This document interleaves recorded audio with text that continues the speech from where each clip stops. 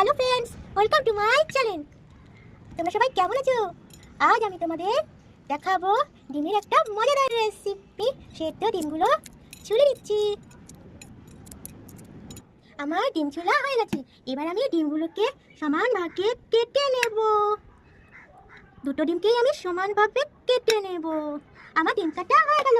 এর মধ্যে নুন ছড়িয়ে দেব, তারপর লঙ্কা গুঁড়ো ছড়িয়ে দেব, তারপর আমি বেটে রাখা ধনেপাতা বাটা এটাও ছড়িয়ে দেব। এরপর আমি টমেটো বাটা এটাও ছড়িয়ে দেব, তারপর লেবু দেব, তার কাঁচা লঙ্কা কুচি ছড়িয়ে দেব। আমি ধনেপাতা মিশাবো। এরপর আমি এটাকে ভালোভাবে মাখবো। এরপর আমি এটা খেয়ে দেখি। এটা কিন্তু দারুণ হয়েছে। তোমরাও খেয়ে দেখবে এবং আমাকে জানাবে।